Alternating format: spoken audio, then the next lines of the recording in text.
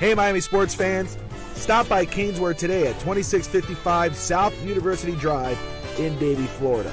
And check out their awesome merchandise selection of your favorite South Florida sports teams. From the Miami Dolphins, Hurricanes, Heat, Marlins, Florida Panthers, and Inter Miami, they've got it all. Celebrate your favorite team and show off your fandom with their beautiful team starter jackets, killer-looking helmets, team jerseys, cool shirts, and more. And if you're out of town or out of state, no worries. Go to caneswear.com and find everything they have on their site. Select what you want and they will ship your gear to you. Anything over $99 is shipped for free. Don't wait. Stop at Caneswear today.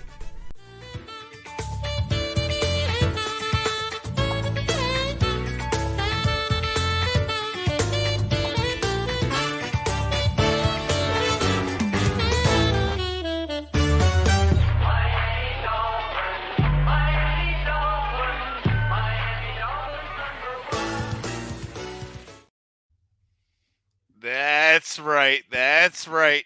We are having a special edition of Fins Talk OT. I am hosting tonight. I am joined by the awesome Steve Malloy. And in the background, join us maybe later on. Bobby's producing for us. And Evan, I'll get you on here a little later on so we can have a little fun. I am excited about this, but at the same time, I am not. I've had a lot of time to think about this. I did not get to join the post-game show. Unfortunately, I wasn't able to join the pre-game show or the post-game. I only got a couple hours of sleep, so I wasn't able to join it. But I watched the post-game show. A couple points I'm going to get into a little later on. But what a disappointing way to end. And we knew, honestly, me personally, and I mean you, Steve, but I felt like I knew that the outcome was going to happen. I knew the offense was going to step up because we've seen this song and dance. And we've watched this offense struggle. And it's the number one offense in the league.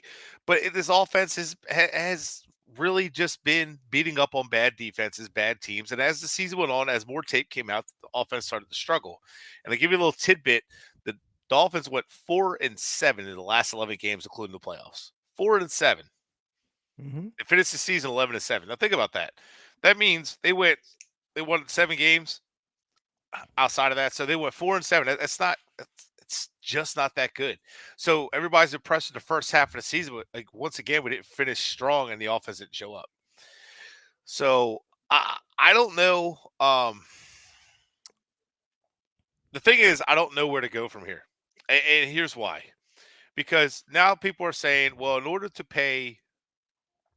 have money next year, we have negative $42 million cap space. Mm-hmm. So in order to have money next year, you're going to have to extend for the 5th-year contract. Right. Well, they went from going all in this year and next year to now you're handicapped. You're stuck with Tua. Well, I mean, looking at this, how this went down. If the Lions win tonight, it's just going to be a bad weekend. Jordan Love got his first playoff win. They looked pretty sharp. He wasn't the whole reason they dominated, but damn, did he look good. And he's looked good in December. That hurts because the sign I was holding up was Flores was right. Flores had it right. And he was the one that was blamed for everything. He was right. Absolutely right. So he did not want Tua. And people said he sabotaged Tua. Maybe so, maybe not. He was put in a situation where he tried. He got Changalian here to do a simplified offense. It just didn't work. And then he had to change over to offense coordinator. To be honest, Flores had his own issues finding offensive coordinators. He struggled to find a good one. I wanted Mike McDaniel when they offered him a offense coordinator position, or when they were looking at it, but he got denied. He got blocked by Kyle Shanahan. So, I'm just looking at it like if Flores had had his own issues, but he was right about player personnel. He was right about Tua from the beginning. He knew Tua just didn't have that in him. And honestly, the man in charge it needs to go. He's the problem. And how this whole thing was built, losing last year, the whole team falling apart with injuries, and then this year, a lot of injuries. But on offense, if we're being honest, only 2 players were missing: Connor Williams and Isaiah Wynn. And if we're being honest, Isaiah Wynn's a decent guard, but Robert Jones and him, all of our guards about the same level. Mm-hmm. So we're not really talking like a huge loss. Connor Williams is the biggest loss. There was more than enough starters, more than enough players, more than enough talent on the offense to succeed. But here's the catch-22 of all of this. Our team is a good enough team to win, as is, without or with the top 5 quarterback. And we don't have that. Or with an elite quarterback. We don't have that. In fact, outside of Dak, Tua has probably looked the worst of all the quarterbacks. I mean, even Joe Flacco showed a lot more today, and even outside of his bad picks, even Dak had some moments, and Tua just missed easy throws.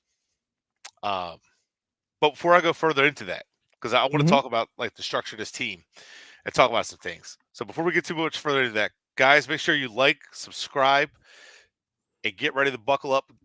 Be ready for this one because it's going to be a little bit fired up. Steve and I are both fired up about our Dolphins, and I just wanted to kind of get my rant in on this.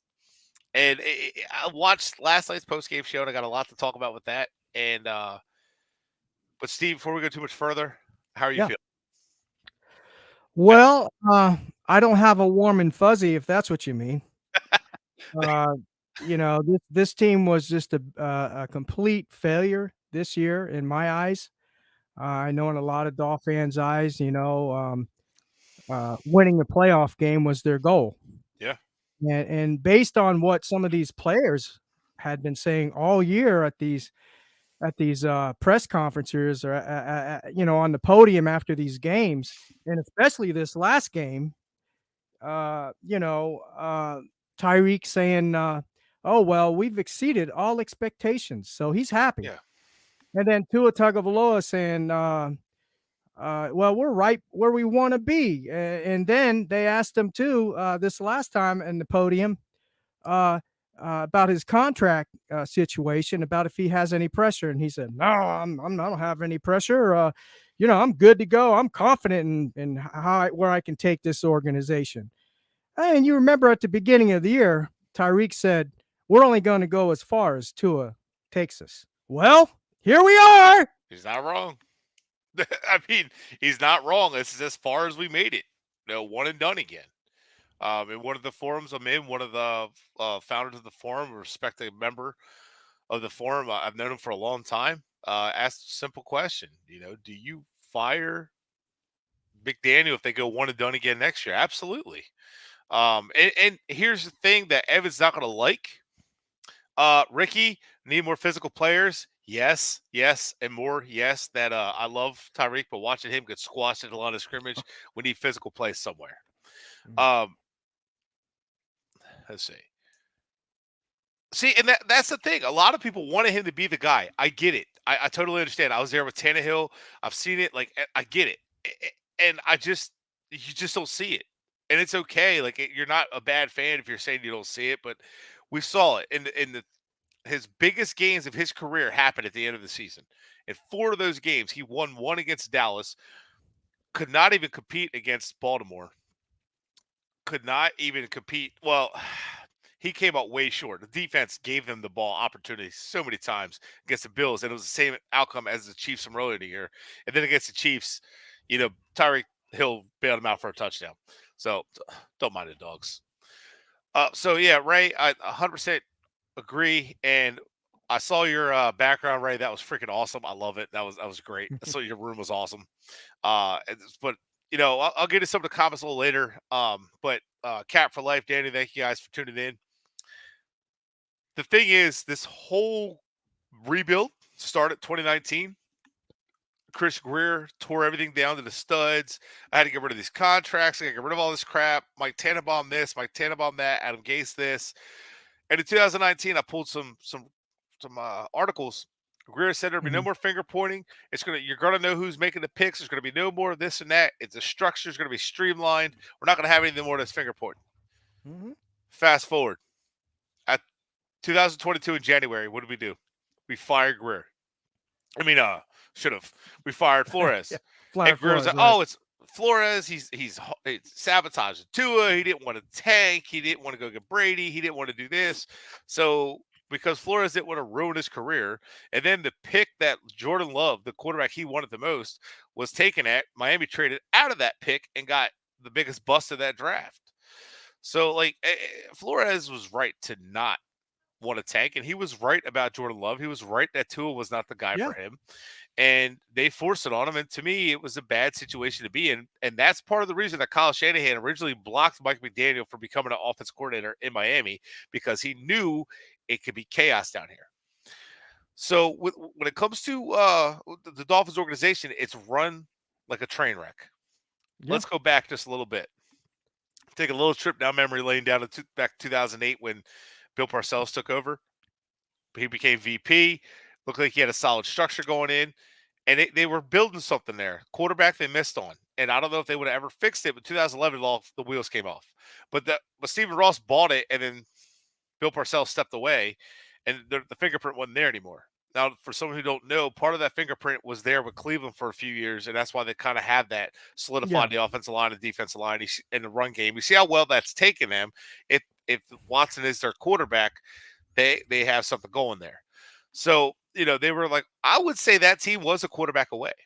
Anyway, they make it the playoffs in 2008. They win the division. They win a game that they had to win against the Jets, and they no expectations that year. Great season for no expectations to go to the playoffs, and then they just get blown out by Baltimore. The team was not physical enough. They got bullied, and they were building on, and then it just never fixed it, and it fell apart. Greer was promoted to director of scouting at the time. Fast forward to 2016, after Joe Phil, all right, so we know Sprono was fired, Ireland was retained. Later on, Ireland was fired, Philbin was retained, Dennis Hickey was brought in. And then Greer convinces Ross to just do away with it. Tannenbaum steps in as the VP, except Tannenbaum doesn't really get much of a say as much as people thought he did.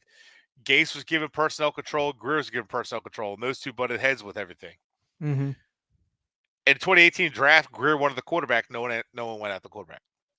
Greer went after and got Micah Fitzpatrick instead, over Derwin James, over Vita Vea, and Micah Fitzpatrick ended up stomping his feet and wanting out. Oh, and in Pittsburgh, he was stomping his feet earlier this season, wanting out. Every time things got bad, he wanted out. That's a trend of Greer. Yep. So Greer gets promoted to GM by Tannenbaum, but then says it's all their faults. Everything is on them. And it was all their fault. And do you know who the defensive coordinator for 2 seasons there in Miami was? Who? Matt Burke. Do you know where he's at? Matt Burke. Where he's at Matt currently? Burke. Right. No, where is he?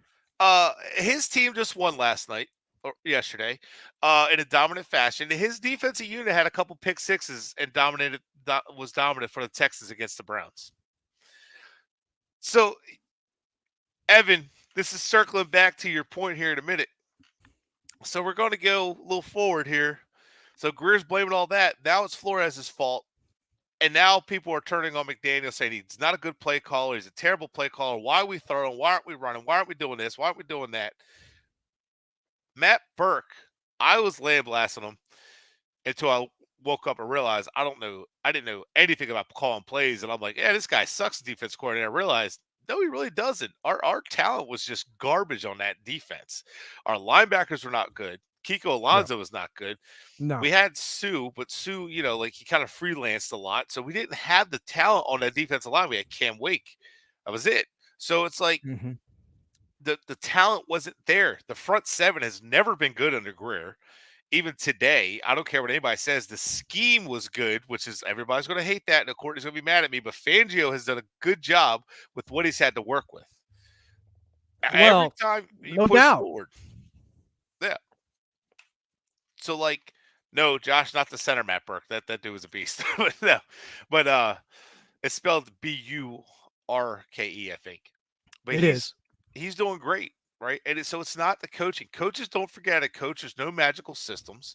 So that's what someone else has told me that had called plays in college. There's no such thing as a magical system.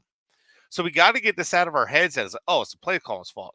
McDaniel, he's got to work on his clock management. He's got to work on his challenges. He's got to work on balancing his head coach decisions and all that, but Houston absolutely won that Tunsil trade because they have their quarterback, a franchise left tackle. They have an absolutely young star offense and defense, and they are on the right track. Now, Nick Caserio is an absolute fantastic talent evaluator. But you look at the Dolphins, and that kind of brings you right back to the point. So thank you, G-Man. Evan brought up the point that it's a bad play caller, and he calls him Adam Gase. Adam Gase wasn't necessarily I don't know if it was a bad play caller, but he was just arrogant. That was his problem. McDaniel's not an arrogant guy. Mm-hmm. And yes, Josh, I love Jake Ferguson. But no, he's just a social worker. Right. and I think McDaniel, where he needs his one thing I think he needs to get a little bit better at is just being a little harder on his players and not ripping them, but just being a little bit sterner, holding them a little more accountable. The fumbling, the turnovers, just kind of start I like how he handles it. Hey, don't worry about it. We'll get it back next. He's not all right, whatever. We'll learn from it. Move on.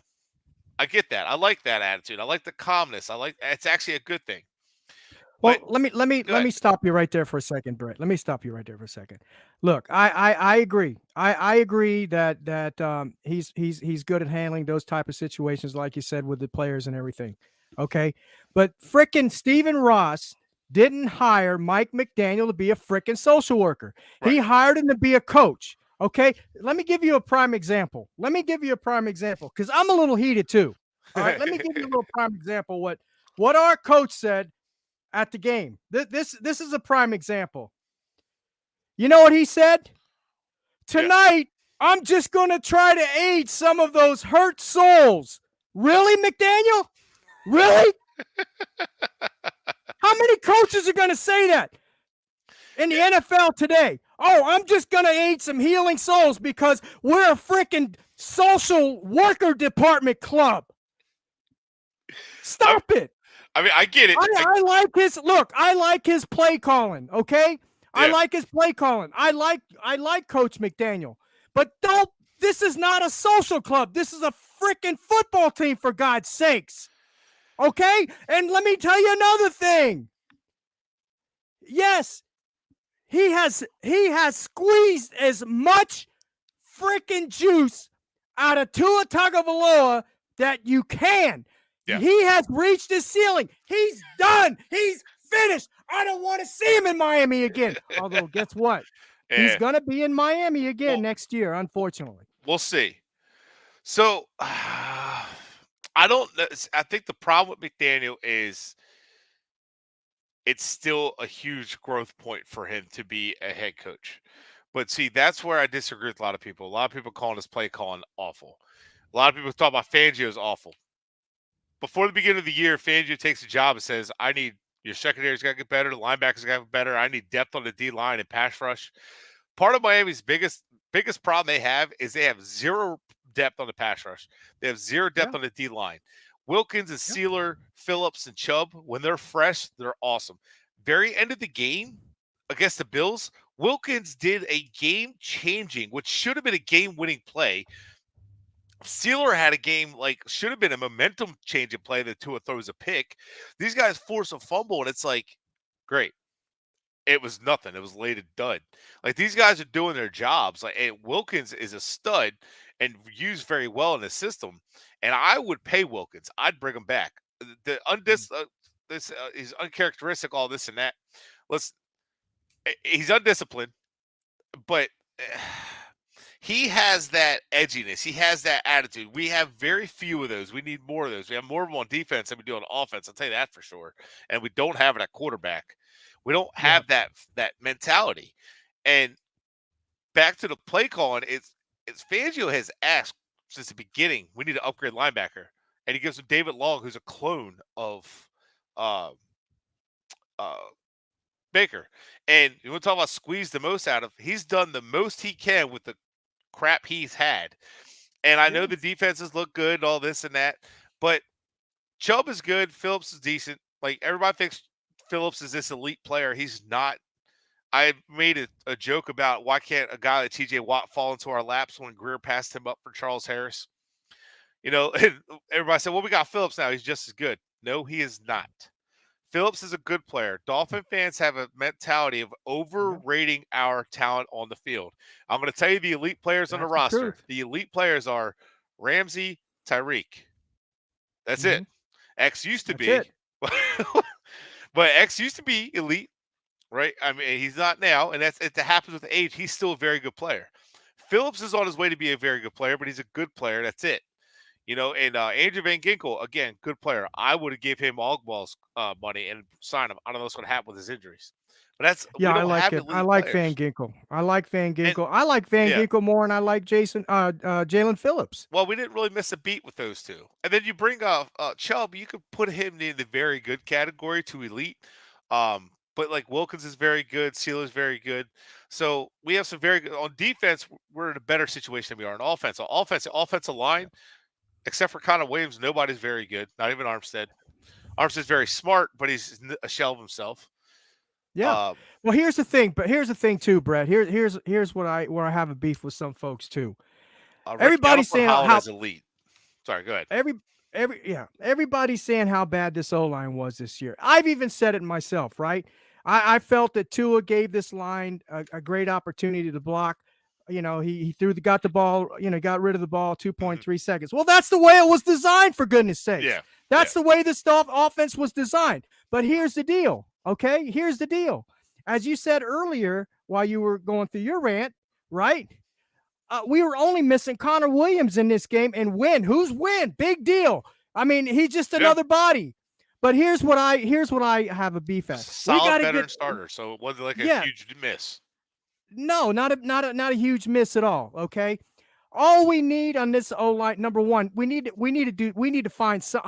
God, I hope Terron Armstead retires. Did you see that god awful miss that he did where he almost got Tua killed in the game last night? That's the second time that he's done that. He's done that. Well, all right, he did his job. I'll explain. He still didn't pick. I understand. You've got more football knowledge than I do. But here's the deal, bad. man. It looks like he lets the guy go. He let the guy freak. He did. He let the guy go. Come on. But the bottom line, what I'm saying is, please, we got to let this guy go, man. How many games did he play this year for us? 5? Not a lot. Not a lot. Not a lot. Maybe 5. And the thing is, for Armstead's sake, I'm not saying this because I really respect the guy. I think he's a hell of a worker. I think he's a great leader. I think he's very intelligent tackle. For sure. But he's freaking old. Yeah. And when I watched that play that Mostert got hurt on, I'm watching him. I'm like, that's not Teron Armstead that I know. Teron Armstead looked like slow as molasses, and I'm like, dude, I don't know if he's just not fully healed or if he just can't heal. But I like Armstead, but I think his body breaking it, he might want to retire. But we'll see. Now we'll see. But go ahead, Steve. Well, I was just gonna say we don't need to sign a bunch of all-pro players for this offensive line, especially with the type of scheme that Mike McDaniel runs. All we need is freaking 5 solid linemen. That's it. That's all we need. You guys who are physical and smart, yeah. Physical, yes. But you got to be physical and make plays on the move. You got to be able to move, and you got to be able to be physical. So, all right. I'm glad you said that, Steve. Let's get into this a little bit. Let me tell you why that play and all the other plays that it's our quarterback that's limiting our offense. So when we have to stop blaming McDaniel so much for play calling. Everybody say play calling this and that. When you look at Chan Gailey's offense, it's a simple offense. You're basically doing left to right reads or right to left reads. Just really depends on how you're running your offense, how you're attacking the defense, where the weaknesses are. Against Spagnuolo, I don't know if you guys pay attention. First of all, the Chiefs are 10 times better at drafting players than the Dolphins are. All right, Andy Reid's a hell of a talent evaluator, and his front office that he has there. They have the personnel. They have the personnel. They have the talent. They have the personnel. Right, and I'm glad Josh is watching because Josh will tell you how high I was on Nick Bolton, and Nick Bolton reminded me of a Zach Thomas style player. He's just that guy that flies around in the style. I didn't say level, style, where he's squatty, solid, fast, sideline to sideline. They took our run game away sideline to sideline. Why aren't you running the ball? Why aren't you running the ball? Because the Chiefs are taking it away. The minute they ran the ball again, they took it away. They had success, and as soon as they run it on the third try, stop. Why are we throwing so much? Well, this offense was built to throw. Greer built this offense around Tua. He built it before McDaniel took over. His whole premise of his build was around Tua. And his idea was not a heavy run game. It was a quick passing game, which Greer was Right. correct because that's what Tua's good at because he's frantic Yeah. in the pocket when he has to hold the ball. Yeah, he was a And master at the dink and there's dunk when he was with Flores. I'm getting there, G-Man. Don't worry. You want to know why we call passes on 3rd and inches? Our offensive line is soft. They get bullied back. Our running backs are not as good as you guys think. Achane is special, or I wouldn't even say special, but he's got a chance to be very good. But he's only good. I'm not running him between the tackles or short yardage a lot because he's going to be on the shelf if I start doing that too much, or if I have him 15, 20 touches a game. I want him about 8 to 12 in that range because he's going to be on the shelf. You're going to have games where he does more, but he's going to, so you're talking inches. Mostert is not a power back. Wilson does not fall forward. He runs up high. There is a reason that these guys do not run. I understand that, but this offensive line gets bullied back and gets blown off the ball. And the running backs do not take on tacklers one-on-one. It's how it's built. Our tight ends are average. That's it. The thing is, everybody's like, "Oh, Mostert's this great back." No, he is not. He's good for this system, and McDaniel has schemed up every single one of his touchdowns, all of his rushes. Oh, did I? Oh, no. Am I back? Oh no. Steve, am I back? I know. But Bret, you're there. Steve froze. Oh, Steve froze. Okay, all right. We'll keep going. So, sorry, Steve. Did I just go out? I thought you were in Kansas City. You froze. So. Okay, no problem, man. So, like, what's happening is what you're seeing is a lot of McDaniel has a lot of this offense is McDaniel's doing. A lot of this offense is his ability to overplay and know what his talent is and isn't capable of. And why do we run to the edges so much? Because that's what our backs are good at. They're not good getting north and south too much. Now, HA is a little better at that. We need a better running back. There's a reason why McDaniel did not want Edmonds and wanted Mostert after they signed Edmonds. He didn't want Wilson. Cedric Wilson's a decent piece, but he did not want Wilson. Greer's just like trying to put a square peg in a round hole going, why won't it work? He's just throwing shit at the wall, hoping it sticks. That's Greer's MO. He doesn't know how to build anything with a plan. So Greer's the biggest problem with that, with talent just mismatch like that. So then when they're trying to do their jobs, McDaniel has schemed up the limitations of this offense. Now where Tua comes in is the defenses the last few games have said, we'll run one safety back. We'll rotate safeties and linebackers. We'll stop your run. We'll match your speed. We'll match your sideline to sideline, and you won't be able to run up the middle. You won't be able to run sideline to sideline. I got a question. All right, what's up? Would you agree that of course the defenses that play against this scheme and a plus against Tua Tagovailoa, do you feel that, of course, they got to have the personnel on defense to do it? A lot of the bad teams that we played this year, they didn't have the personnel or the defensive coordinator that was smart enough to play the way that Kansas City played us, the way that Buffalo played us, the way that Philadelphia played us, the way that all the teams we lost to, if you watch, a lot of times it was man press as well. Not only cover 2 or whatever that was, but man press.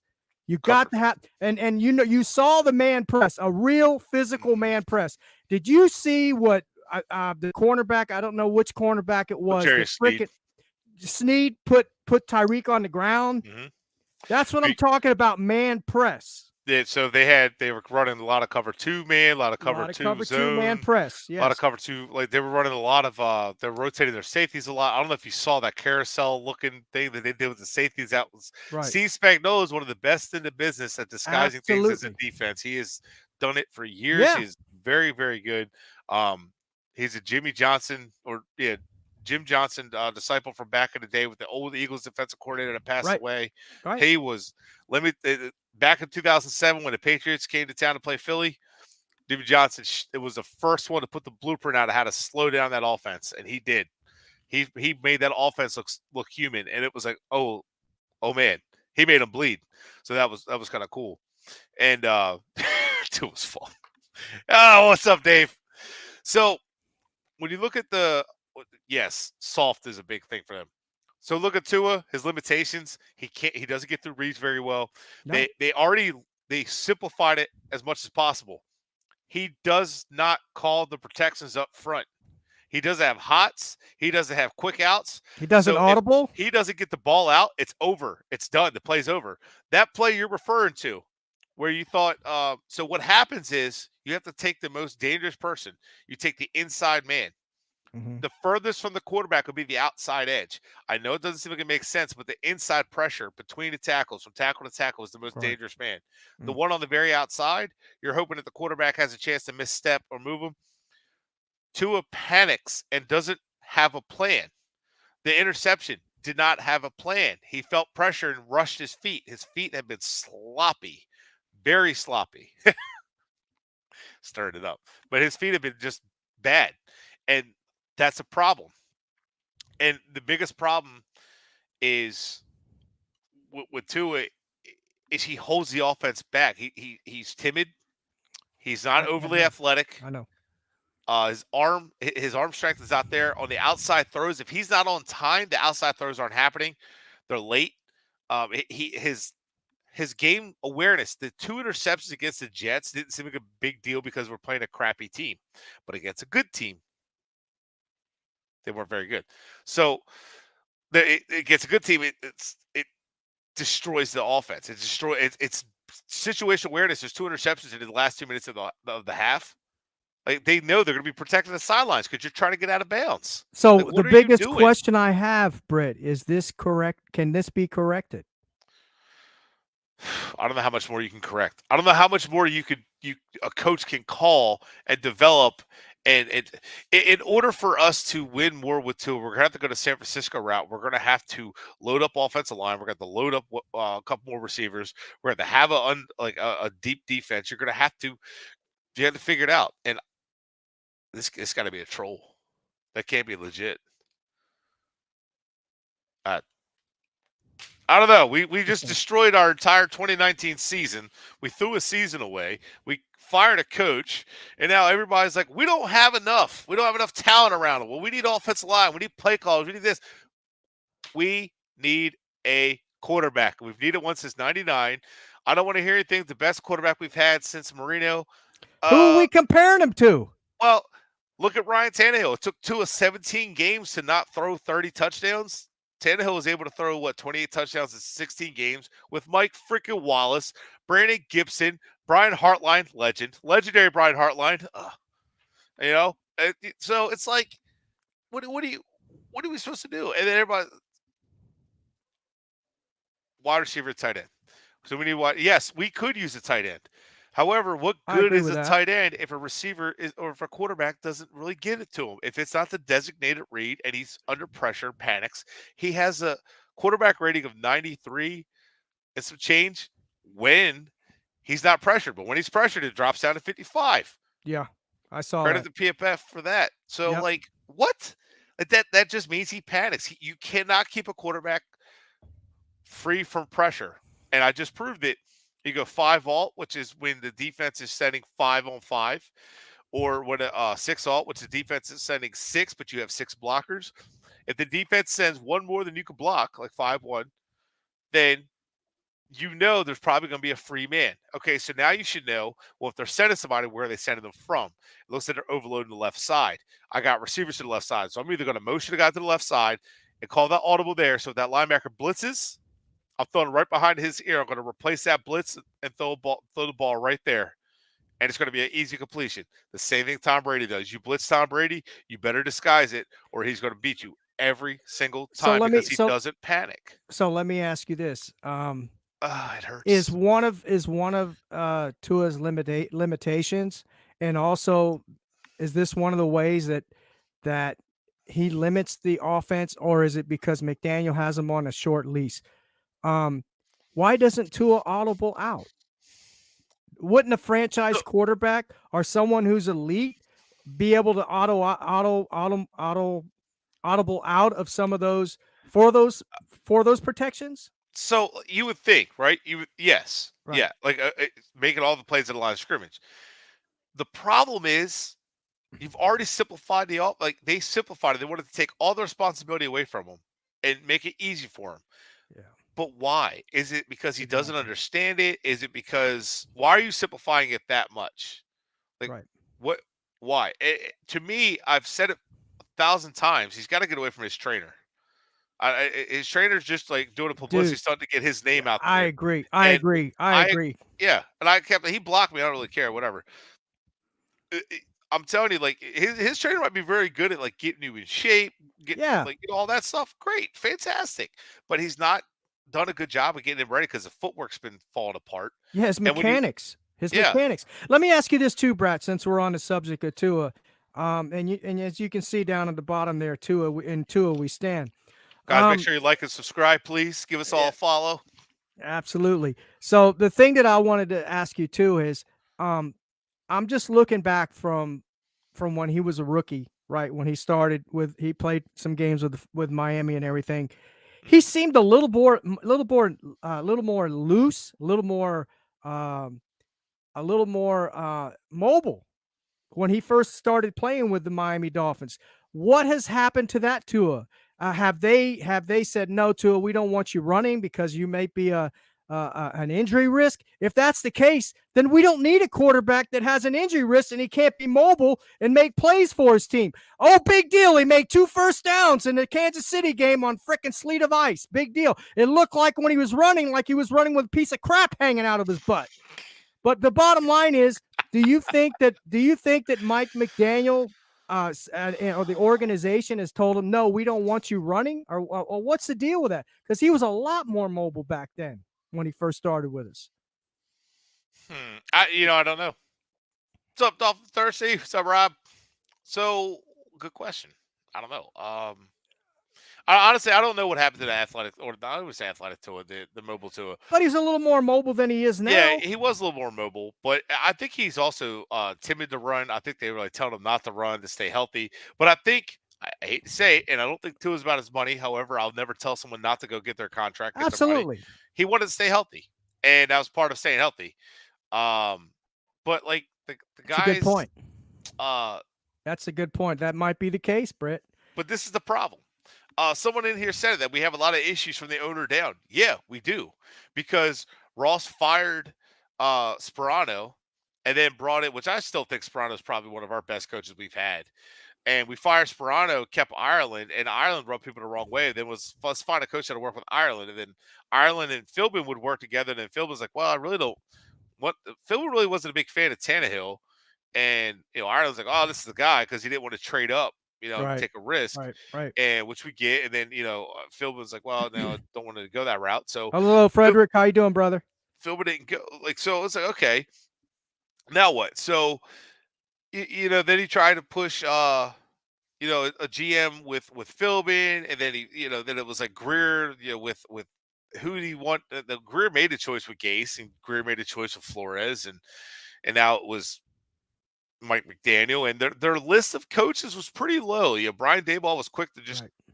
jet out and say, I'm going to the Giants, and he was pretty quick to get out of there, take that job, and not even. So, like, I think our our our our options dwindled quite a bit, and I like McDaniel, but no one else was looking to interview McDaniel at the time, because a lot of people did say he wasn't ready, and I think we do see that a lot where he's not ready. Where the two things he does very well, and a lot of people are not going to agree with me, but I don't really care. His game planning and his play calling have actually been pretty good, and I can give you some examples of that. Against the Chiefs the first time, we were down. What was it, 21-0, right? 14-0. We were Right. down. 14 nothing, I think it was, right? Right. So he knew Spagnuolo how he was going to react. Spagnuolo was going to stop being as aggressive, back off a little bit, keep everything in front of him.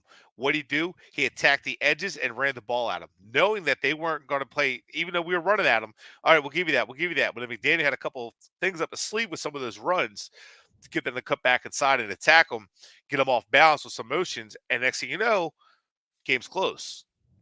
Yeah. All right, well, now we got a close game because McDaniel had him against the ropes. Fast forward to the Bills game with the division on the line. Early first half, what did they do? They ran the ball a lot, attack the edges, right? Attack the Yeah. edges, attack the edges. How did the Bills adjust? Sean McDermott's very smart. He dropped the safety in the box, said, I will make up for Yeah. your speed with our speed. That's fine. We'll rotate our safeties. I'm going to take He the dropped. edges from He you. had 9 in the box, right? Right. So what are we going to do? McDaniel said, perfect. You fell right into it. Lure you up. Since Tua doesn't nickel and dime you, lure you up. Now we're going to hit you deep. But Tua couldn't do it. That's where I'm saying, why can't he audible out of that? That's the thing. He sees it. It's right there in front of him. He doesn't have to audible. Mike McDaniel was calling the play for him, telling him what to do, and he panicked. The Bills got pressure, and he panicked. And instead of making the plays, I watched the All-22, and I was sick because we could have won like 35-14 at some point. How many times have we watched so many wide open All-22? receivers, and I'm like, it was wide open. How many times have we seen that, Britt? How many times have we watched All-22, and how many times he's left meat on the bones? How many times have we seen Waddle out there all by his freaking self? I'll tell you this. The guy I went to the Washington game with, we were talking. He's like, didn't Tua and Waddle play together in college? I said, yeah. He said, how come he doesn't throw him the ball? He's like, he's been open all game, and he's forced it in the coverage. I was like, because that's what he does. And he's like, he's had a good game, but he said for someone who had a good game, he sure did not look that sharp. I was like, that's the thing. It's just he's so like he plays with blinders on, and it's frustrating. And I don't know, because I'm not in meetings with him. Does he just not get it? Is he not studying? So McDaniel has done what he could do. And that's what I'm saying. Like, those games, you watch them, and if you really pay attention to what's happening and how the defenses react, that's what dictates running the ball or not. Because I'm going to tell you this right now. Last night, if they kept running the ball, they would have got nothing, been punting and all that. And you guys would be like, why are we punting? Why are we being conservative? Well, then now you're like, oh, the reason the Dolphins are 11-6 and even we're playing for the number 1 seed and have made the playoffs the last 2 seasons is because McDaniel is not like some of the other coaches we had with Philbin and Gase, even Sperano, God rest his soul, and even Flores, where they'll take the safe route, let's go for field goals, where McDaniel's like, screw it. We're going for it. We're going to be aggressive. We're not going to sit back and just go, okay, let's play safe. Let's play scared. McDaniel he doesn't coach scared of different teams. I love that. All right, so the constant lateral passes. So the Chiefs are coming down, taking the run game away. You can't run the ball, then get down there. However, if you do screens and laterals, you have a chance if the ball's on time, because you have a quarterback who is supposed to be pretty good at throwing the ball in short areas on time, quickly, accurately. If he's on time, if he's accurate, Achane and Mostert have big days receiving on a few of those passes that were dropped or tackles for loss. And then you guys are like, man, McDaniel he was smart. He got his backs involved. He got his playmakers involved. When you need plays, you don't think of a play. We have to stop thinking that way. You think of players. The biggest moment against Dallas, when Tua hit Tyreek, McDaniel had his best play call. He got Tyreek motion locked up, got him in motion, got him where he wanted, matched up, open. Tyreek got the first down. It was all down to that field goal. That play was huge on third down. You think players, not plays. The minute you start thinking, oh, what play will work, you've lost. You're not going to get it. That's why it's not like, oh, well, I'm going to try to run Mostert. No. Who's my best player in the field? Who's the player that can make the play right now? Tyreek. All right. Or you might say, I like Waddle against this corner, or you know what? Right, matchups. Right. These linebackers are soft against those linebackers have been soft all game long. I'm going to run right at them. So that's where you say, Mostert, they've been having a hard time keeping up with you player. So that's what you think of. That's where the play calling, McDaniel can grow in play calling. There's definitely something we can grow in with him. But at the same time, it's not as bad as people are saying with the play calling. It's not. Okay. Let me ask you this, Britt. If you get this guy, play be a lot better. and I'm going to piggyback on that. I was just going to ask you, because what do I see in X? What do I see in Twitter is, well, who are we going to get? Well, Brett, who are we going to get? Darn you, JR. Who are we going to get as a quarterback if it's not Tua? I'm sorry, it's not negativity. It's just the reality. Reality is the team needs to get better. Reality is we haven't won a playoff game in 23 years, and we do appreciate you watching. But the reality, I'm going to tell it like it is. Like, Steve, you have real talk. Like, the reality of it, everything is that the Dolphins might be the longest playoff drought or the winning playoff drought if the Lions win tonight. The longest in the league without a playoff win. That's brother. sad. It And is very I don't sad. right. And it's frustrating. Good for the Lions. Great for Dan Campbell. Love the guy. I hope he wins the Super Bowl. You know, I'll nothing but love and respect. But where do we go from here? Yeah. As far as that goes, that's where you want to go. Bobby even asked that question on the morning show or the post game show. So let's go that route. You could go veteran.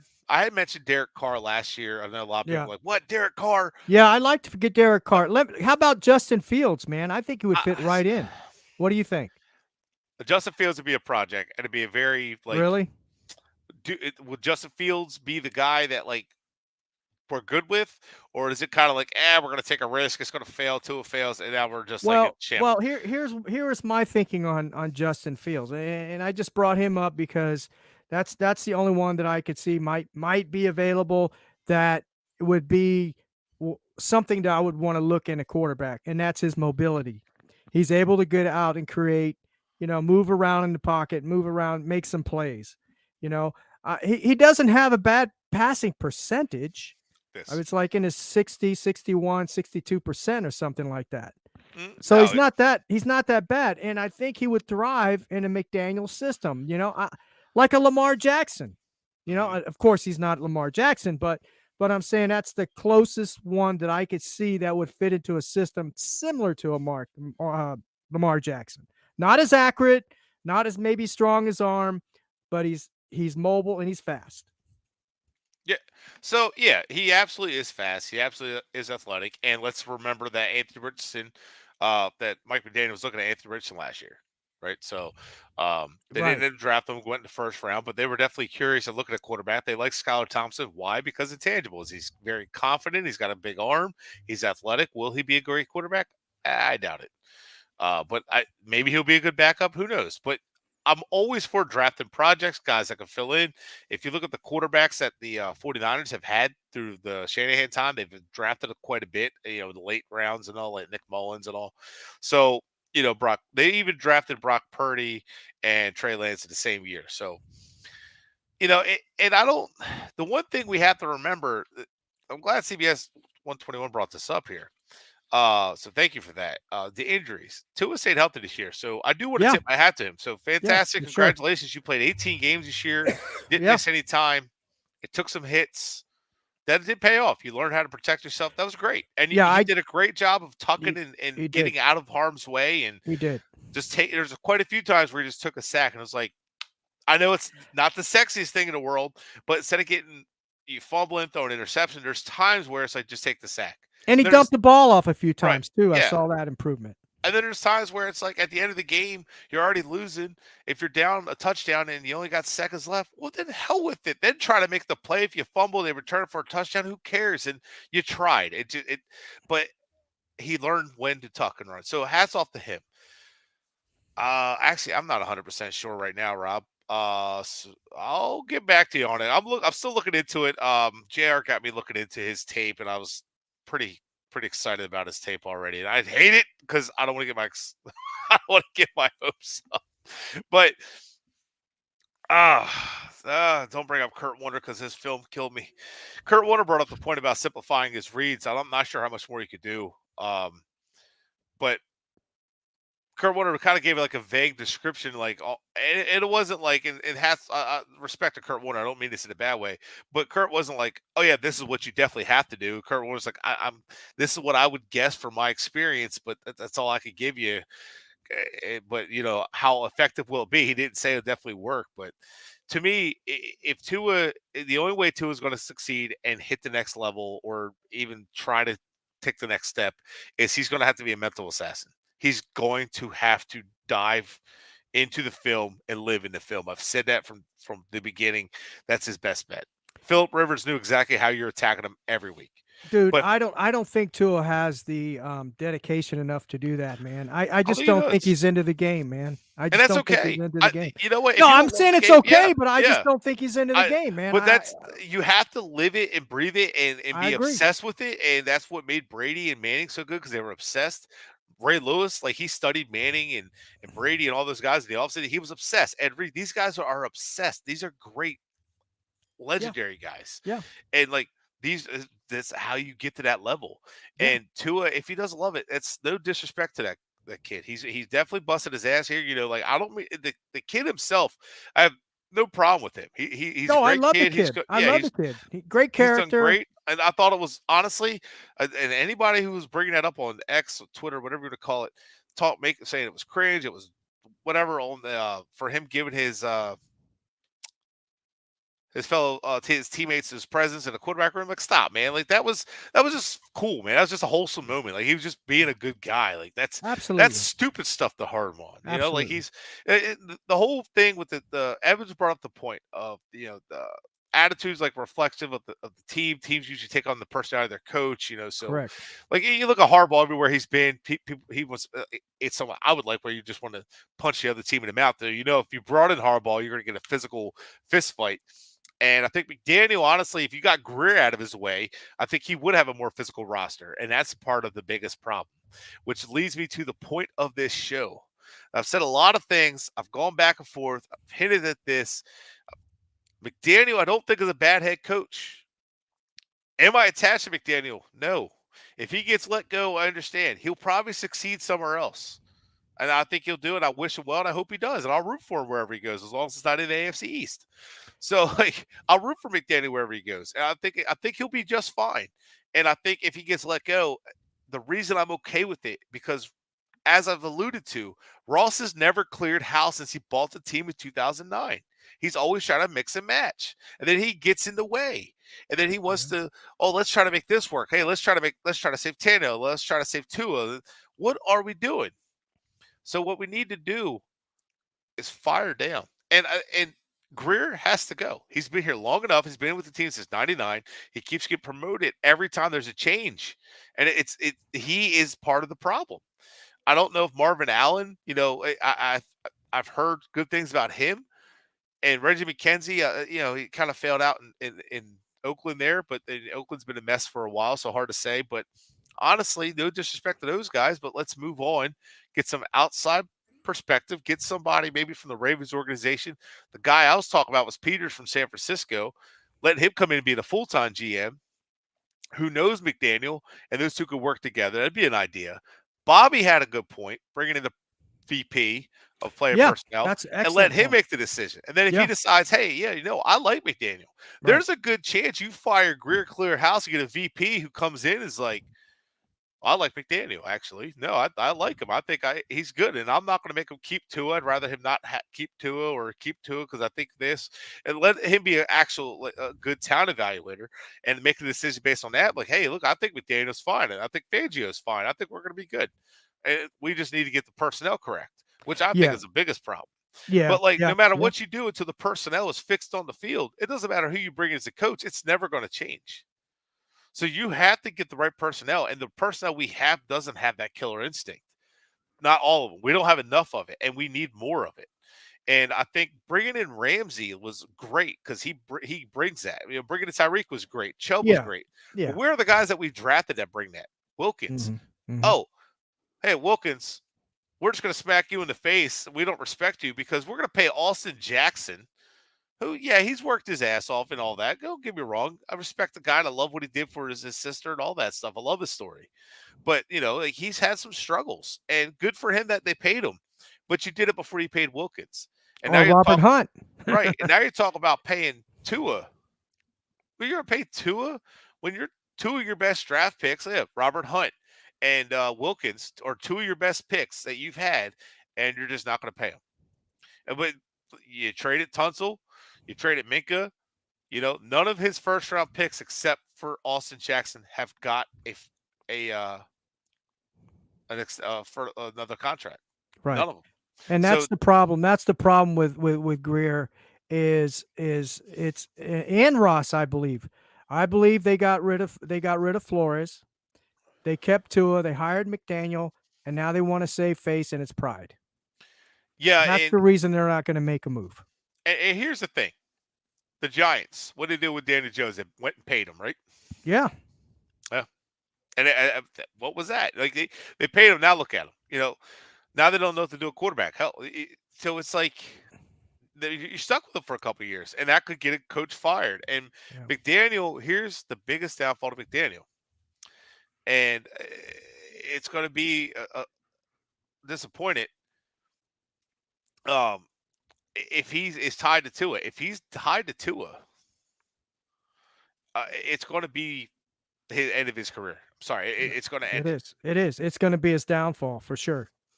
Because, well, here's where it all started. It all started with McDaniel. If it's going to be a downfall, is when he got on that plane and he started doing the FaceTime with Tua Tagovailoa. That's where it all started with him.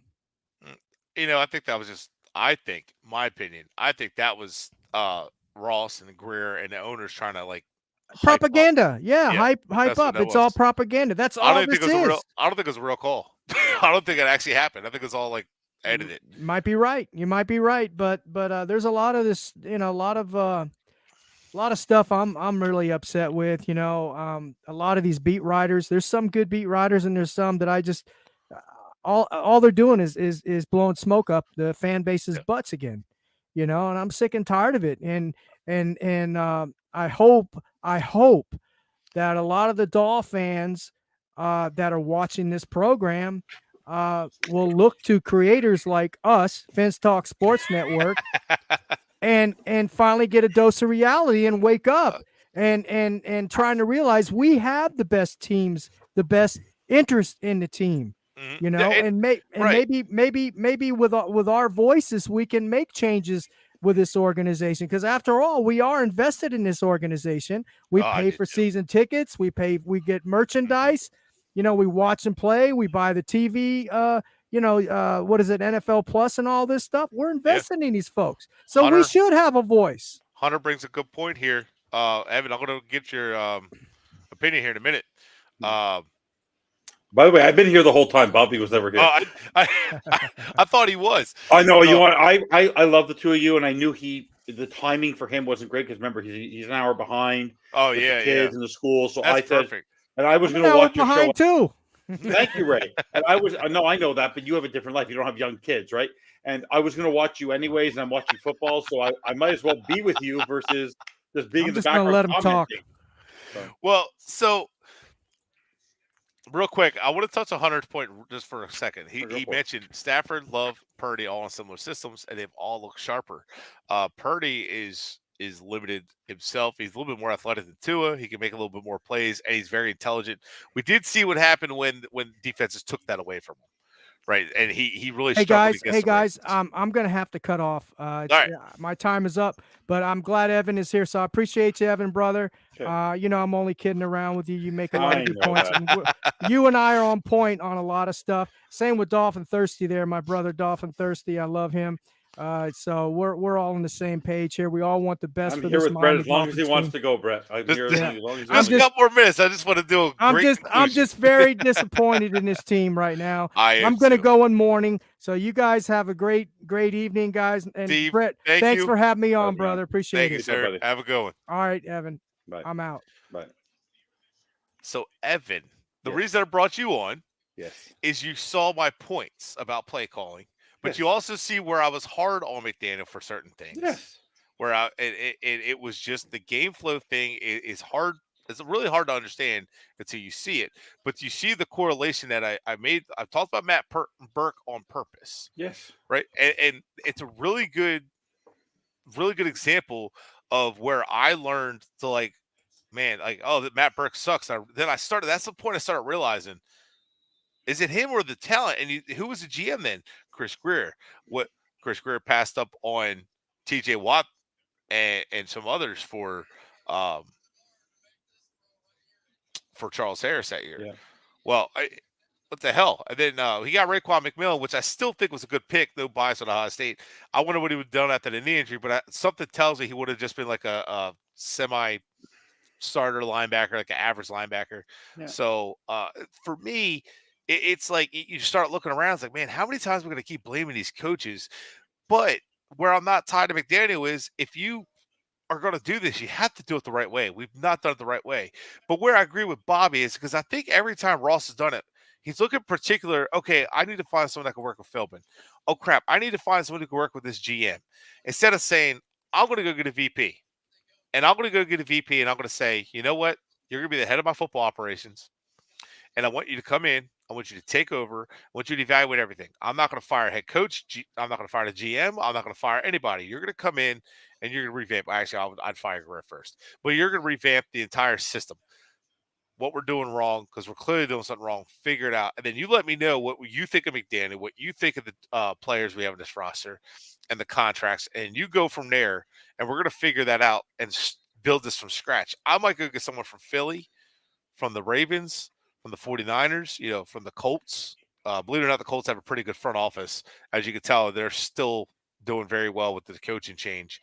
And the talent carried, obviously. I like Frank Reich. Maybe he'll be a good head coach again someday. I don't know if he get another chance. But the talent in Indy, you could definitely tell that he thrived off of that. There's a lot of talent in Indy. That front office is pretty good. But I would go get somebody from one of these front offices to take over and build that like physicality, that toughness that want to hit you in the mouth. But of all those things I said, based on what you guys talked about in the post game, how do you feel? I don't disagree with you on anything.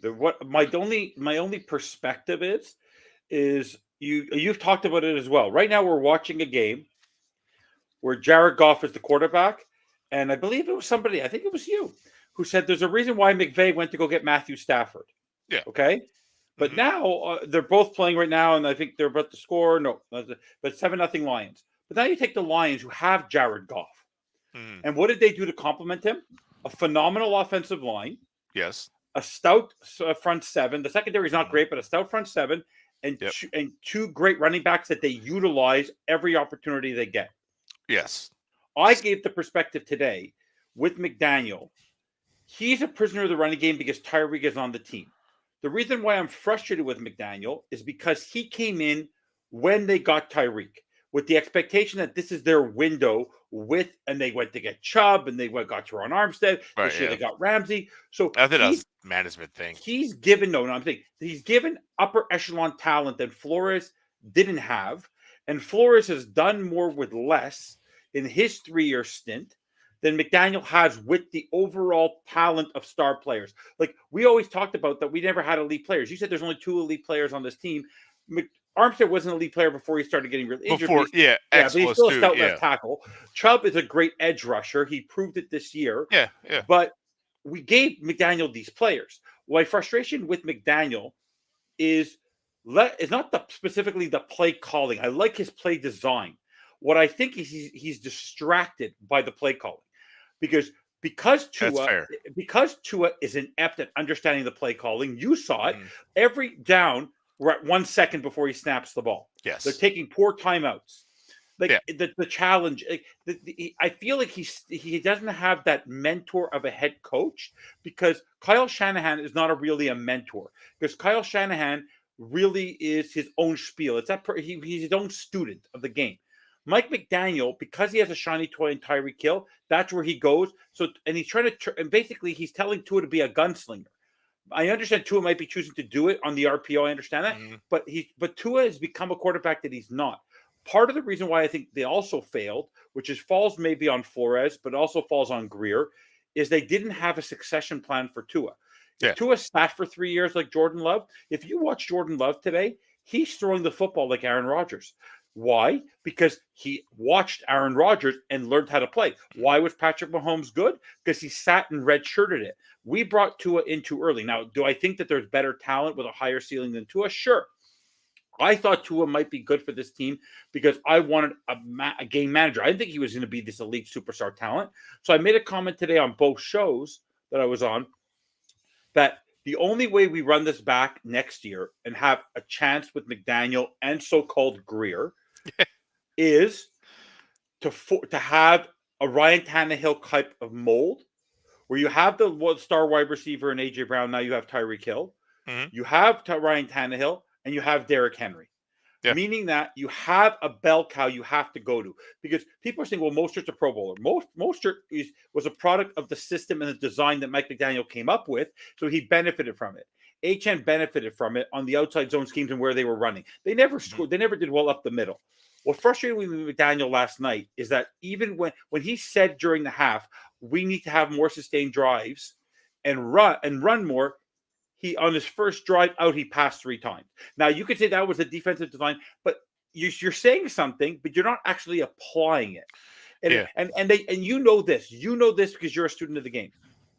And Andy Reid said it.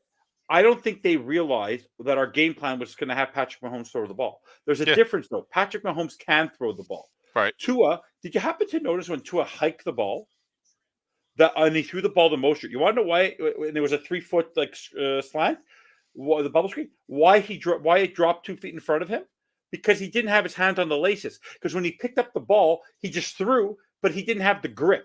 Because him and Eichenberg, which is also a depth problem. Why Olave never got a chance is beyond me. Why they cut Dan Feeney, I have no idea. Because you got rid of all your possible. That was stupid. On the team. Yeah, that was so stupid. Yeah. So for me, as a whole, look at Dan Campbell today. He might struggle against Sean McVay, but he's focused on the game. Sean McVay can play call it because he's been able to do it with a star quarterback. He was struggling before that. The reason why Kyle Shanahan is able to now do this is because he has a Deebo Samuel coming out, and he was always run first because Purdy's a product of the system. So that's what we wanted Tua to be. The problem is you don't have the talent around Tua to become a product of the system, and you can't win. You can win with a very great running back and a stout defense. That's what San Francisco is trying to do. They're not trying to win with a wide receiver as a star. Tyreek Hill is not you're going to be your star that's going to lead you to glory. He's going to be a complement. That is a reason why the Kansas City Chiefs are moving on and why they won the Super Bowl last year without him. He's just a player on the team. Elite wide receivers don't win you much. That's why CeeDee Lamb is out. That's why A.J. Brown is out. He's not playing and they're not going to win. It's a matter of talent. I agree with you. The problem for me is Mike McDaniel came in and he made a yes, last year he was probably the only interview he got, so he was accepted to it because he wanted the head coaching opportunity. But then he had to agree with Greer to give him the 5th-year option. He had to. He had to say, I believe it. He couldn't blindly. Greer did not walk into his office and say, we gave him the 5th-year option, whether you like it or not. The reason why I have frustration with McDaniel is because of the fact that for example, his decision on hiring a staff, how you leave Danny Crossman there, how you lose Thomas Morstead and bring in Jake Bailey, that is beyond me. That's a Crossman thing. Crossman should not be there. I really do think front offices just go to the special teams coordinator like, what do you want for a punter? What do you want for a kicker? Like, but you know what you're looking at. Great job last year. My overall the problem for me, and I said this a whole agenda with Morstead. Okay. My issue with McDaniel is clearly, I think McDaniel's tied to Tua because of the way he projects himself about Tua. He's very protective of Tua. He eats the responsibility of Tua. So because he's never hard on Tua, no one's visibly seen it. He coddles him. So that's a problem. And I said this last year that Greer, McDaniel, and Tua are tied together, and Ross will have a knee-jerk reaction about something. The reason also, and you can say this is talent, I understand that.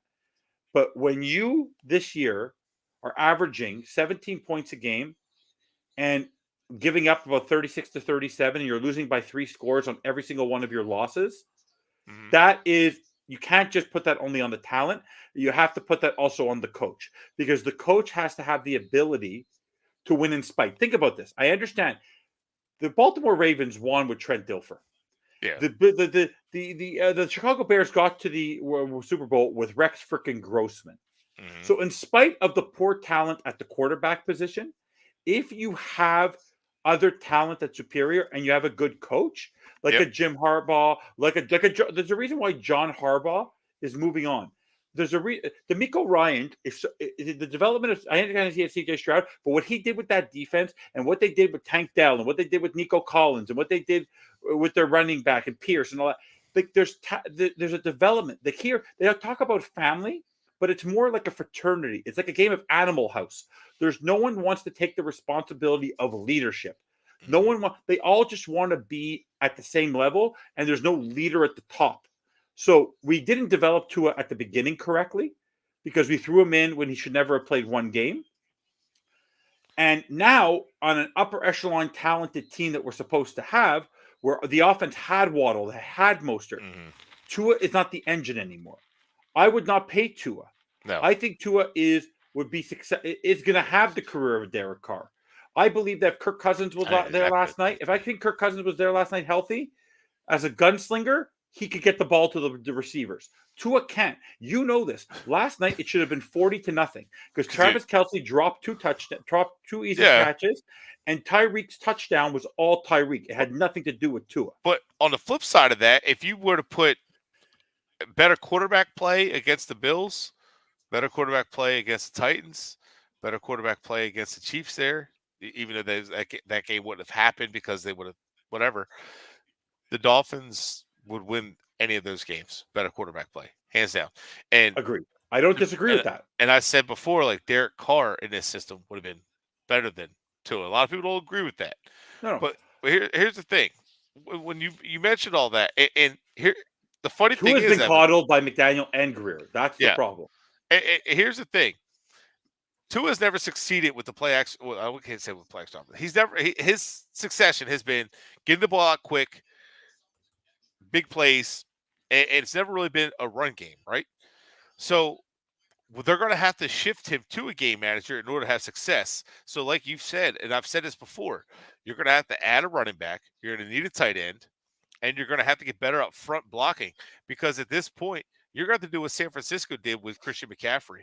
You're going to have to get a run game to carry. You're going to have to get physical.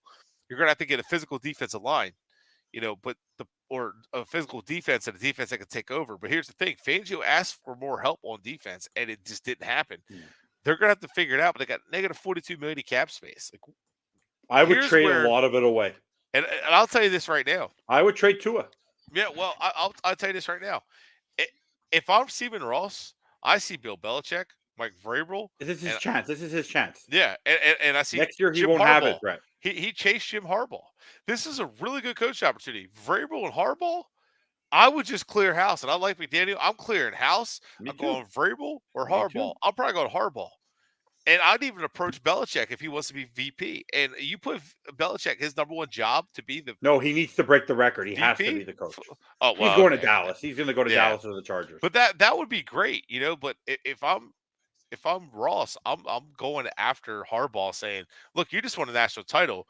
These guys have had since 2019. He can't go back because of the scandal. He does not want to go back because of the scandal. Yeah. Well, yeah, we know that. That's a problem. But I would go get him. But the whole thing, it's just if he doesn't do something now, and I'm thankful that all these coaches are available because that might be the only way that after that loss, that the offense was flat, the whole team was flat. I'm thankful that there's coaches available to where Ross might say, yeah, I'm going to go ahead and just end this and just go get a coach. Can I just give you my opinion about McDaniel? McDaniel needed to be the McDaniel success had to be like D'Amico Ryan. What I mean by that is his talent, the same way when Shanahan came to San Francisco, they were not a superstar team. He needed to go into a situation where he had to develop the winning culture there, meaning that he had to go in not in the third year of a rebuild. He had to go there in the first year of a rebuild. Because he's not Dan Campbell, who can motivate these players and say he's going to bite off kneecaps. So he doesn't have that mentality. So he would have been. That's why D'Amico Ryans was successful, is because he was able to develop his own idea. He was able to pick his own quarterback, pick his own wide receiver, pick his own defensive players, pick his own staff. Mike McDaniel was saddled with the wrong situation. That's why I wanted a veteran head coach, Doug Peterson, whatever it was, just because I wanted a winner who understood the mentality of taking elite players and elevating them further. Mike McDaniel doesn't have that ability. What he's trying to do is he's trying to take an average mid-level person and trying to basically make him do something he's not capable of doing. And I think McDaniel took this job because it was the only one that was offered to him. Yeah. And whether it was him or Brian Daboll, I wasn't happy with either. I wanted a veteran head coach because Harbaugh or not, Harbaugh took Colin Kaepernick and turned him into a wizard. I personally think that if Harbaugh came next year and Tua was still here, he would build around Tua a better scheme because he would limit Tua to what he's capable of doing the same way Vrabel did it with Henry and Tannehill. That's what I think. Like today, the reason why Jared Goff is throwing the ball very well and they're up 14-3 because they're balancing the attack with Montgomery and Gibbs. What do? We stick with Tua as much as we possibly can. And that's a problem because whether he likes Mostert and Wilson and Brooks, the fact that Wilson and Brooks didn't see one touch yet, even in garbage time last night, didn't make sense to me. Like that was my frustration with Mike McDaniel. It's like he likes his shiny toys and they don't work. They just don't work. Well, and I know you said this to me. He tried to do what Reed was doing. The problem is that Reed knows how to get his blockers and his running backs in space and to be able to. McDaniel doesn't. No, he does. But the problem is he doesn't have use Frank Smith, Bret. He doesn't have the talent to get to it. No, but he also doesn't utilize Frank Smith. We pay someone a position. We have no idea what he does. We knew what Bieniemy's role was. We knew what Spagnuolo's role is. We don't know. Like I always said this about Fangio. I don't like Fangio in the booth because there's no connection to the sideline and no connection to what's going on. He's in his booth. He's sitting there drawing. He's communicating down to who? Jerome Baker or Duke Riley? Well, no. No, so I figured that out. That's who he talks to. It's Baker or Riley communicating. No, but I figured it out. So here's what talking with somebody before. He's had a couple guys, disciples that come down and have done good. And what it is those guys are the ones like the DC down there. So it's almost like an apprentice in a sense, like the linebacker coach. It's like Campanelli's like the next man up kind of thing. And he very well could be the next defensive coordinator for us, which would be fantastic. But like that doesn't bother me so much. Can I answer this question? So, yeah. Want to answer it too? You answer it. I know what you're going to say. If you have to fire McDaniel or Tua tomorrow, which one? Oh, it's Tua. I know you say Tua. The problem is with saying Tua is McDaniel and Greer won't do it. So you have to. No, you know this, Bret. There's no chance that Greer walks away from Tua. Right. And there's no way McDaniel does. He has because there's no way McDaniel does. I'm telling you. So the only way to get rid of Tua or to improve on Tua, and that is to do something with McDaniel and Greer. I'm looking at it simple. My logic? If I have to make the decision, let's say I take over as VP and I got to make the decision. I've already fired Greer. Am I going to get rid of McDaniel or Tua? Well, I'm absolutely going to get rid of Tua because I'd rather McDaniel get a quarterback that fits his system, and let's go from there. Yeah, but you can't hire a VP who's keeping McDaniel. It doesn't work. No, if I step in as VP and then I see if I'm not forced with McDaniel, but I'm like I'm going to. Do you remember when Parcells took over 2007? Yeah, of course. And he watched everything. Yeah. And I'm going to tear this all down. He saw how everything went. I'm going to tear it down. I'm going to start it over. That's what Bobby's asking for. That's a good thing, and that's what I'm saying. That's what I've been wanting. I made a joke: trade for Caleb Williams, like trade everything for Caleb or Bo Nix. I wasn't kidding. No, I was. My point is that the rebuild has failed. I understand. It has. Go get Penix for all I care. You know what I mean? Like the rebuild hasn't worked. Well, here's the thing: that rebuild was total. That's just stupid. So you don't have to get rid of every talented player like Greer did. That was ridiculous. I understand he got rid of the contracts and did great, but he was trying to tank for Tua and all that stuff. And he did not do his homework on any of the other quarterbacks in the draft. It was like Tua. So we gotta get the number one to get Tua because if that hip injury would have went number one overall, well, I would have been very well happy. And I think Flores did it on purpose because he didn't want Tua and still got stuck with him, and he was pissed off. And honestly, rightfully so, because I'm the head coach. I don't get to say. Now I got to coach guys that I didn't think matches me, but we're supposed to be a lockstep. And here Greer's been lying this entire time. There's only no more finger pointing. It's Flores' fault. He did it. It's his fault. He was sabotaging my pick. And now the picks failed again. Ross, if I'm Ross, I'm like, so it was Flores, huh? Now it's McDaniel. Whose else fault is it? but it's I not agree, Frank but Smith's fault. But Frank Smith isn't invisible. He's an offensive no, line coach no, slash. he's not. That's Barry. Hang on. We're getting there. He's the old tight end offensive line coach from the Chargers slash offensive coordinator. He's the one that installs the offense or the run game, along with the offensive line coach and the running back coach. They all work together to install that. The wide receivers coaches install the pass game along with the quarterbacks coach. Can I ask you a question? However, what people don't really understand is like McDaniel was a wide receiver coach before he became offensive coordinator. Just so anybody knows Yeah, that. yeah. Question. I never asked you this question just because I like his just the way he talks. Maybe it's just because you watch the Talking Heads. The one guy I actually can listen to just because of his evaluation. Maybe you're going to completely tell me I'm wrong. What? Are you a Riddick fan or you're not a Riddick fan? As like a VP, like as a president, a VP. I don't. VP, I like Riddick. I like Louis Riddick. Would you bring him in as your VP?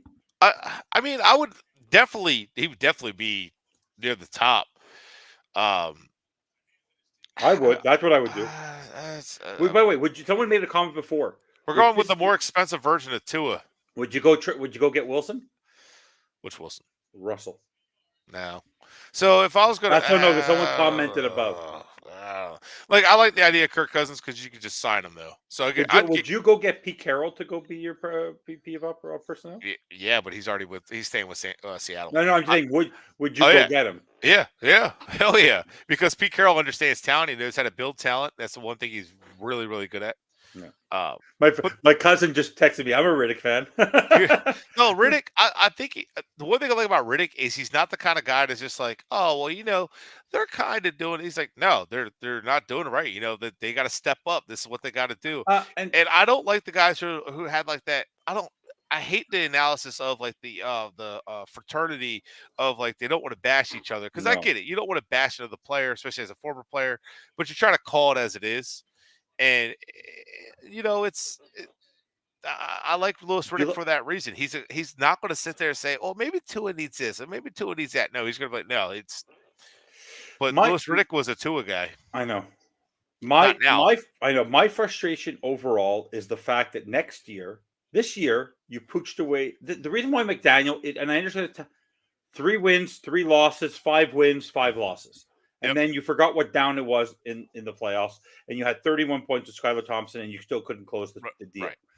This year, you're losing by 3 scores to all these teams, and you give away a 3-game lead. And next year, you're going to have Aaron Rodgers. They're going to improve the offensive line, so the Jets are going to be competitive against you.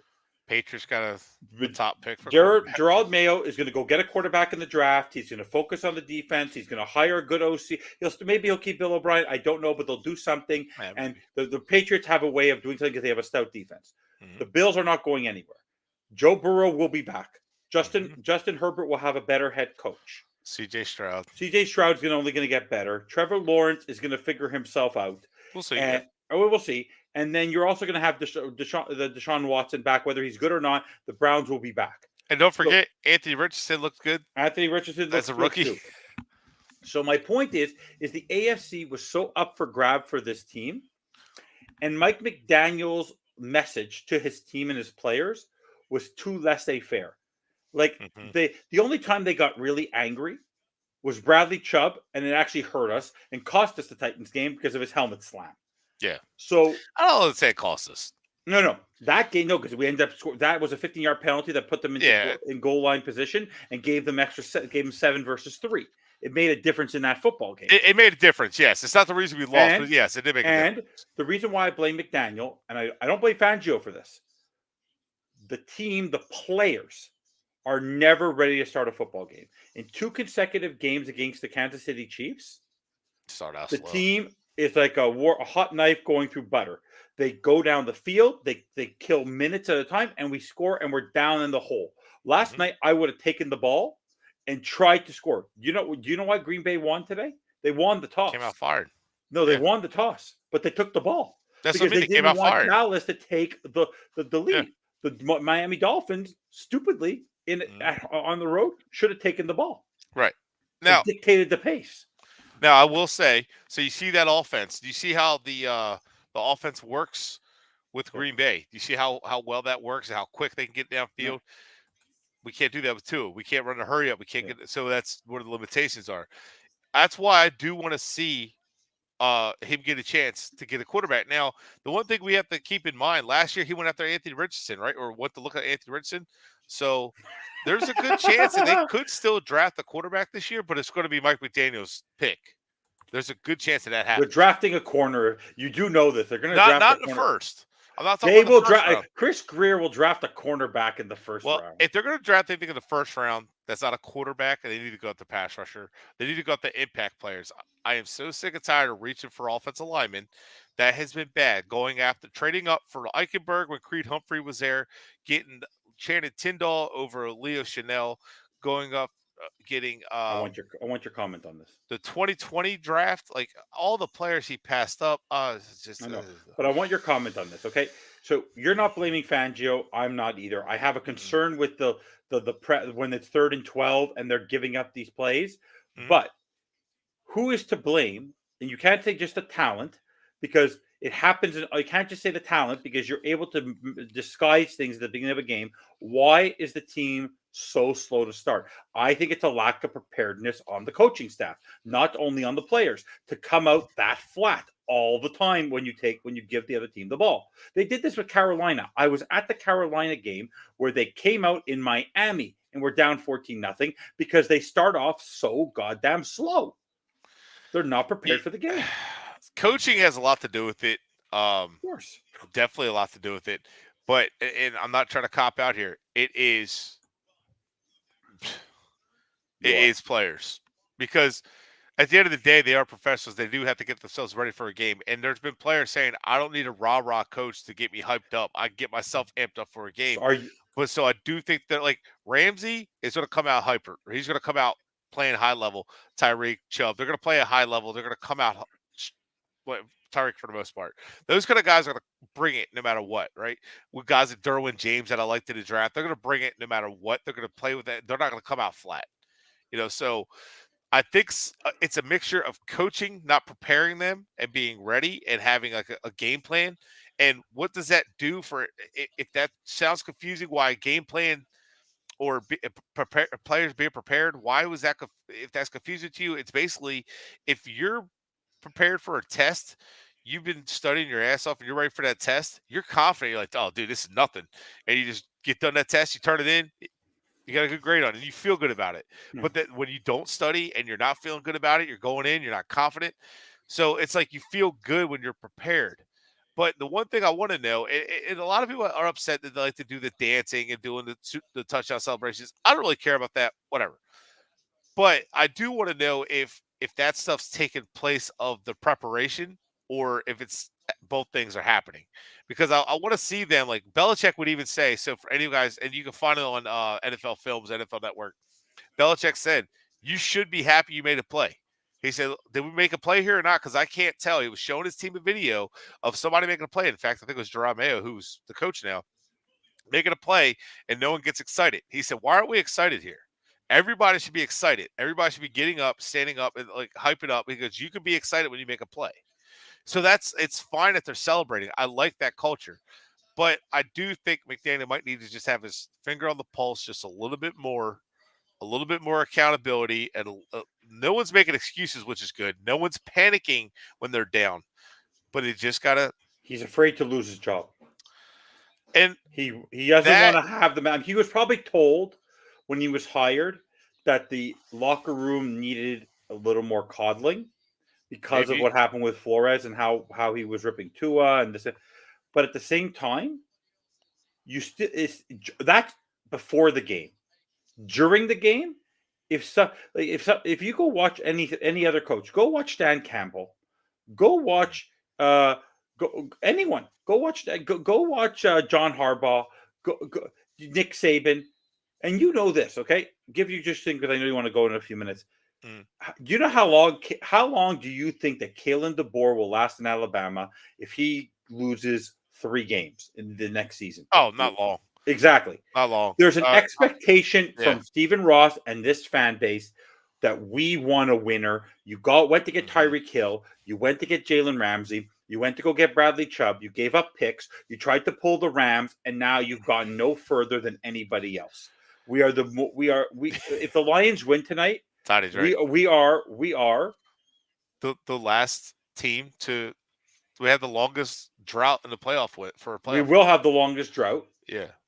If And it absolutely is. Tony's right. It is psychological relationship, and I understand. Like you're trying to rebuild that trust and trying not to, because players say it's like walking on eggshells. who cares? But here's the thing: if you watch Kyle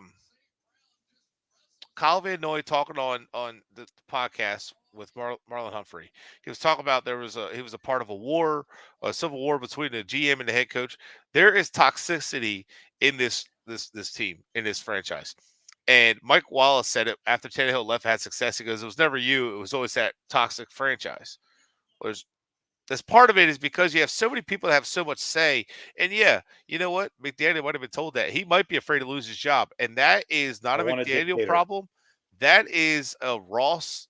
That's a Tom Garfinkel problem. Yeah, that is a problem. And if Tom Garfinkel's the one that's like, well, I want you to coddle to it. No. This is a physical sports, professional sports. No one needs to be coddled. Treat it like a human, handled differently. Everybody needs to be handled and coached differently. But Fangio, he is direct, he's honest, and he's, so. But real quick, to circle back to everything, no matter what we do, I worry that as long as Stephen Ross is running this team, no matter how much money he pours into it, he makes the wrong decisions, and we're not going to see a winning team. That's what worries me. My worry is if we do nothing and all we do is tweak. I said this: you either get rid of everybody, or you have to go draft the talent. You're not just going to find the talent easily on defense and on that. Go get your superstar running back, because unless you go get somebody who forces Mike McDaniel to change his play design to accommodate and minimize Tua's inefficiency to do what he needs to do, you're not going to win next year. And I made the prediction on Battered Fin Fans today that if they stick with Tua, McDaniel, and Greer, and they don't go get a Derrick Henry type or someone of that level who can bow, they will finish last in the East. Yeah, no. So they will finish 8-9. We 100% agree. 7-10. Get a run game going. Yep. And go the way. Get the physicality going. Get a physical offensive line. We have 23 players roughly coming back under contract with negative $42 million in cap space. So get that offensive line. Get a tight end. Get a run game. Get it going. And then they're going to have injuries, by the way. You're going to have to fix the linebackers. But the other problem is too with this, Van Ginkel. Not sure how serious his injury is. Achilles injury for Phillips. Won't be back in. Timetable for that could be a calendar year, could be 8 months. We'll see.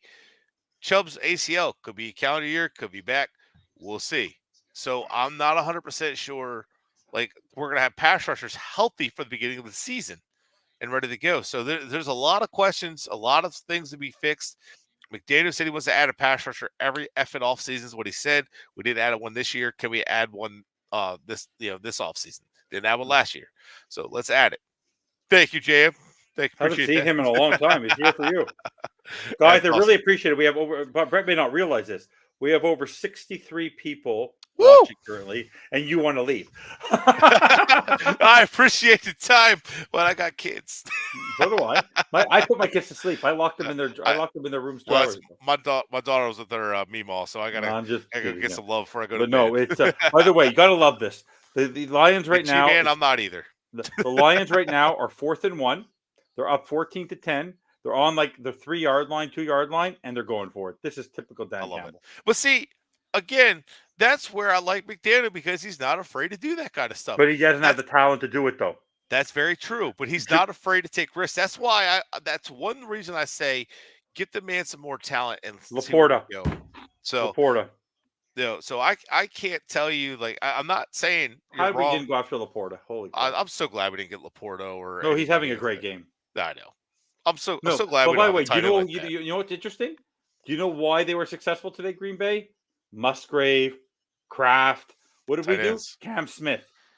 That's also why Greer has to go. Is that you look at the center behind? You know who hikes the ball to Lamar Jackson? A rookie center that was drafted last year from Boston College and Tyler Lindenbaum. Do you see how many rookies are succeeding? What? Don't remind me. There's so many rookies succeeding in the NFL. Yeah. Our rookie, who are It's our rookies? weird. It's weird because before I'd say don't draft a rookie tight end to rely on it because rookie tight ends take a while. All of a sudden, Green Bay had 2 rookie tight ends make a difference this year. And do you know why Goff is succeeding today? Because he has Because of run Jahmyr Gibbs is running like a battering ram. game. And we don't have that. Oh yeah, we don't have that. Do. No, yeah, but we don't use him. I mean, I like Achane. Achan's not a battering ram. Right. Now I'm going to tell you though, I want Chris Brooks involved as a blocker going forward because he is that's so on physical. McDaniel though. Yeah, I don't know why McDaniel. we weren't using it because he was getting physical and mean. But yeah, so next year, what I want to see to wrap this talk up, I'm with you. I don't want to see tweaks. I want to clear it out. Yep. At the very least, we at least need to get rid of Crossman and get an offense or special teams fixed. We're gonna have to if they keep everything the way they're keeping it, they're gonna finish last. What we're gonna have to do is fix the offensive line, fix the run game, get a tight end, get the defense fixed. I don't know how they're gonna do all this. They can't. But they're gonna have to fix the front 7 because they're losing all their defensive tackles. I would tag Wilkins and work on a long-term deal. If I could do that, I'd clear up some cap space. I'd repay Andrew Van Ginkel, and get him back in here, especially if his injury isn't serious. They have to cut Howard. I'd get him back in here. They're going to cut Howard. Howard. Gonna do 6-1 on that one. And then I would actually I'd look to trade him, but I would look into something like that. And then I would start looking at the draft. I think, my opinion, they're gonna have to draft a quarterback this year. You're gonna have to get one early. I don't care if it's day 2. You're gonna have to get a quarterback this year in the first round. Let him sit. I don't care if Tua is under contract. If you get Tua locked up to a 3-year deal, fine. But you still draft the quarterback this year. If we get Tua a penny over $30 million, we're psychotic. If they do a 5-year deal, do not pay attention to the full-term contracts. A lot of these are about 2-3 years. He was the one guy who said that if they gave him a 5-year, $200 million contract, I wouldn't give him more than like $75 million guarantee. The guarantees would be probably one of the lower ones, but like the money if they can maneuver it to where they're like, okay, we'll just after 2-3 years is out. It's like a 2-3 year contract. We can move on. That would be better. But for me, I know I should have signed. Bo Nix is one of the guys I like. I'm still digging into this class. Caleb Williams, it scares me. So, but let me ask you. But Caleb Williams, the reason I said that in jest, but also meant it, is because there's a reason. No one knew what CJ Stroud was going to be. No one truly knew. The Panthers did the Mac Jones, Tua route, and they went with a conservative quarterback who doesn't have a high ceiling. Josh Allen was not good coming out of Wyoming for the first 2 years of his career, but he had a very high ceiling because of how athletic he was. Justin Herbert has done nothing yet. I understand how talented he is, but he will do something because he has the ability because of his size and his talent. Caleb Williams does have a high ceiling. He does have the ability to be a great quarterback because people don't think Lamar Jackson was a great quarterback coming out of college. People didn't trust the fact that he's a running quarterback, but he's developed because he had a great coach and great coordinators who developed him into a better player, and he's going to win his second MVP in 4 years. Well, so someone here second rounder from Louisville of all places. Jaden Daniels is a really good deep ball thrower, has good accuracy, athletic. There's some ups and downs in it from his career in college, but you watched him. He went toe to toe with Herbert as a freshman. Bo Nix and Herbert had one hell of a matchup. That was fun to watch. And then Bo Nix has been pretty good. May, I think, has got some talent. But if you're looking at these guys, man, athleticism is what McDaniel's going to go after, and good arm. That's what he likes. And if you watch these guys, the intangibles, if they're there, teams are drafting them. Anthony Richardson looked sharp early on. Will Levis started to look sharp. I'm not saying they're going to be good, but these guys, like they're looking at these guys, and they're working them like we're going to develop them into something. And you are right. Like Goff is having success the same way Tannehill had success. I don't see Soros. The problem with Herbert, by the way, just FYI, the only thing with Harbaugh going to the Chargers is I don't think Soros is going to give the money. I don't think they don't spend money on head coaches. So I don't know how Herbert. I think Vrabel and Herbert will be a better match or Belichick and Herbert than it would be Harbaugh. Not that Harbaugh's not a smart guy, but Harbaugh's just way of doing things just isn't wide open. No, but I actually think it'd be like Herbert I actually back with- think that what's his face? Harbaugh with Tua next year for 1 year and draft another quarterback to sit behind I said that too. is not a bad thing, because look what he did. Because he's a college focused coach, he could take a quarterback that is not as great and turn him into something serviceable. He's done that. He's done that with Alex Smith. He did that with Colin Kaepernick.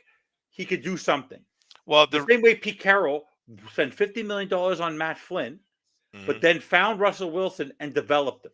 Well, it's more of, it's not so much that what would work perfect is more of his physical offensive line, physical defensive line. He's going to stop the run. He's going to play physical and defense. Fangio was his guy before, by the way. They're going to play physical defense. They're going to play physical and offense, and then the quarterback just has to not screw it up. It's not great Herbert's in the long already run a star to win. player, that's the point. So it's not great long term to win, but Harbaugh is also smart enough to say, well, I got a guy like Herbert. I'm going to bring an offensive coordinator that's going to still keep that physical smash mouth, but I'm going to want to get a little vertical because Herbert has the arm to do so. So that would be good. So, but you're right, with Tua that could work. Tua still wouldn't be the future, but it could be still have success with him. Yeah, but then Tua would be a Jared Goff type of thing where he can go into it. Tua can have a career of a Tannehill. He could have the career of a Goff. He's just not able to be the gunslinger that Mike McDaniel needs for the way his offense works. That's true. It's just how it is. Well, Jared Goff was signed in 2019 and then traded in 21. Yeah. So we'll see. If they sign Tua, I could see Tua being done after year 2 or 3. Yeah. But that means 3 more years of it, and it's just not going to be Tua enough. just wants to golf. Yeah. So, but that's it for me, guys. Thank you so much for tuning in. I appreciate it. I had to get that rant off. I watched Evan, Courtney, Bobby, and Neil. You are freaking awesome for that. I had talked to Neil a little bit. That was awesome. We went to the game. I saw that. I wanted to chime in. I wanted to talk to those guys, and I didn't get to, unfortunately. But we're going to get into the off season a little bit. We talked about quarterbacks. So we're going to try to start getting into some tape as much as I can. I haven't get to watch as much. We're going to start getting into the off season. The season's not over here. We have plenty of content. There's a lot of Heat content if you're into that kind of stuff. I'm not Sixers fan. Or if you're into Marlins content, I'm not Phillies fan. But so if you're into that stuff, like we have plenty more coming. We have, I know we're doing some wrestling shows and all that. So we got plenty on the network to come. So just because the season's over doesn't mean it's over for us, guys. We're still going to be here. We're having fun as much as we can, as much as we're heartbroken and mad. And Evan, I just want to say I do respect your opinion. I just wanted to show you that tonight. I'm teasing you. You do realize that. Because because I have a negativity similar to what you have. It's just I connect the dots of McDaniel because his coddling of the quarterback. That stuff is agreeable.